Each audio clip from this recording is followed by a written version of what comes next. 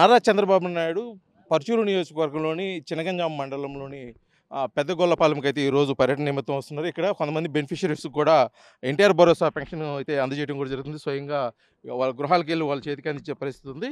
ఇప్పుడు మరి కొద్దిసేపట్లో తాడేపల్లి బయలుదేరేటువంటి నారా చంద్రబాబు నాయుడు నేరుగా ఇక్కడ హెలిప్యాడ్కి దిగి ఇప్పుడు మనం విజువల్స్లో చూస్తున్న గుడిలో కూడా రాములవారి గుడిలో ప్రత్యేక పూజలు అయితే నిర్వహిస్తారు.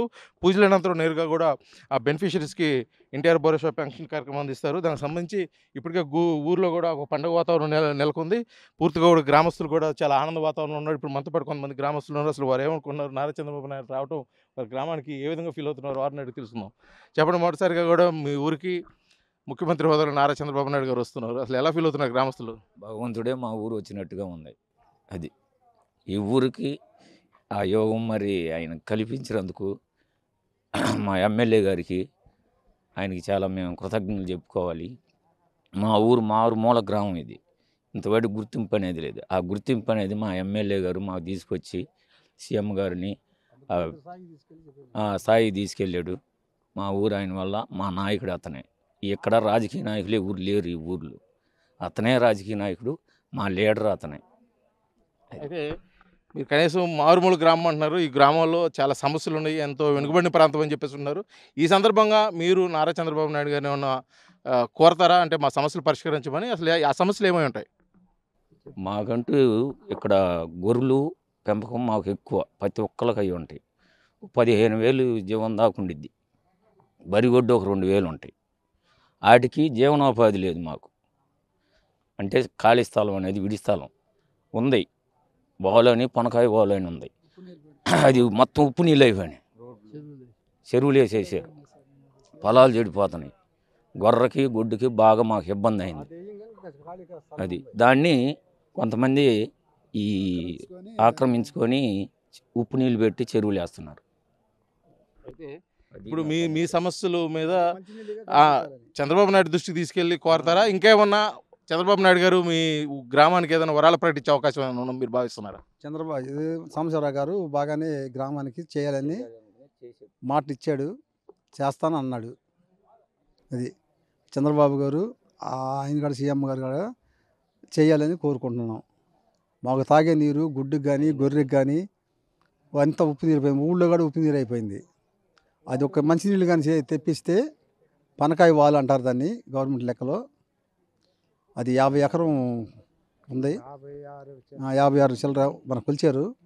అది మంచినీళ్ళుగా అమర్చమని కోరుతున్నాం ముఖ్యమంత్రి గారిని కానీ మా ఎమ్మెల్యే గారు సాంబశివరావు గారిని కానీ కోరుతున్నాం. అది మొత్తానికి కూడా ఎన్నికల సందర్భంగా ఇచ్చిన హామీలు అంటే సూపర్ 6లో భాగంగా కూడా మత్స్యకారులకు ఇచ్చే ఆ పెన్షన్ విషయంలో కానీ, అదేవిధంగా ఎన్టీఆర్ భరోసా కింద ఇస్తున్న ఆ పెన్షన్లకు సంబంధించి కూడా ఈరోజు కొన్ని ప్రత్యేకమైన నిర్ణయాలు తీసుకునే అవకాశం ఉంది. కాబట్టి ముఖ్యంగా ఈ ప్రాంతంలో దీర్ఘకాలికంగా ఉన్నటువంటి సమస్యలు అంటే స్థానికంగా ఉన్నటువంటి తాగునీరు సమస్య, అదేవిధంగా ఇక్కడ పశువులు పోషించడం కోసం కూడా కావాల్సిన మౌలిక వసతులు ఏర్పాటు చేసేదాని కోసం కూడా నారా చంద్రబాబు నాయుడు అదేవిధంగా ఇక్కడ స్థానిక ఎమ్మెల్యే ఏలూరు సాంబశివరావు కూడా ఒక నిర్ణయం తీసుకునే అవకాశం ఉందని మేము అయితే ఆశాభావం వ్యక్తం చేస్తున్నామని గ్రామస్తులు అయితే చేస్తున్నారు. ఇక్కడ మనం విజువల్స్లో చూస్తున్నాము.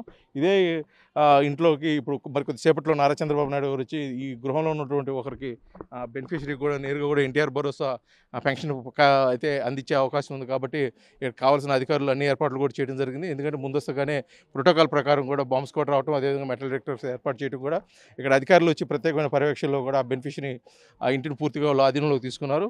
మరి కొద్దిసేపట్లో నారా చంద్రబాబు నాయుడు నేరుగా ఇక్కడికి వచ్చి టెంపుల్లో పూజలు నిర్వహించిన తర్వాత కూడా 2 గృహాలను అయితే సెలెక్ట్ చేయడం కూడా జరిగింది అధికారులు. ఈ 2 గృహాల్లో ఉన్నటువంటి వారికి బెనిఫిషరీకి నేరుగా నారా చంద్రబాబు నాయుడే పెన్షన్ అందించి వారి సమస్యలు కూడా తెలుసుకుని వారితో కొద్దిసేపు ముచ్చటిచ్చే అవకాశం ఉంది. కాబట్టి ఇక్కడ కావాల్సిన అన్ని ఏర్పాట్లు కూడా జరిగింది. ఎందుకంటే ఎంతో కాలంగా దీర్ఘకాలంగా ఉన్నటువంటి ఇక్కడ సమస్యలను కూడా ప్రత్యేకమైన దృష్టి సారించి వాటిని సమస్యలు పరిష్కరించే విధంగా కూడా ఇక్కడైతే చర్యలు చేపడబోతున్నట్టు కూడా ఇక్కడ అధికారులు చెప్తున్నారు. అదే ఆశాభావంతో కూడా ఇక్కడ గ్రామస్తులు కూడా ఉన్న పరిస్థితి. మొత్తానికి నారా చంద్రబాబు నాయుడు ముఖ్యమంత్రి నేరుగా కనీసం ఒక రహదారి కూడా లేని ఈ ప్రాంతానికి నేరుగా రావటం, ఇక్కడ సమస్యలు తెలుసుకొని ఇక్కడ సమస్యల పరిష్కారం కోసం కూడా ఒక P4 విధానాన్ని కూడా ఇక్కడి నుంచే ప్రసంగించే అవకాశం ఉంది. కాబట్టి వారైతే ఎంతో ఆనందం వ్యక్తం చేస్తున్నారు. నేరుగా దేవుడే మా ఊరికి వస్తున్నట్టు కూడా మేము ఫీల్ అవుతున్నామని చెప్పేసి ఇక్కడ గ్రామస్తులు అయితే తెలియజేస్తున్న పరిస్థితి అయితే పర్చూరు నియోజకవర్గం నుంచి కనిపిస్తుంది. ఇది ఇక్కడ ఉన్న తాజా పరిస్థితి. వీడియో జర్నలిస్ట్ లక్ష్మణ్తో శ్రీనివాస్, RTV, చీరాల, బాపట్ల జిల్లా. మరిన్ని వీడియోస్ కోసం ఛానల్ ని సబ్స్క్రైబ్ చేయండి. లేటెస్ట్ అప్డేట్స్ కోసం వాట్సాప్ ఛానల్ ని ఫాలో అవ్వండి. ఆ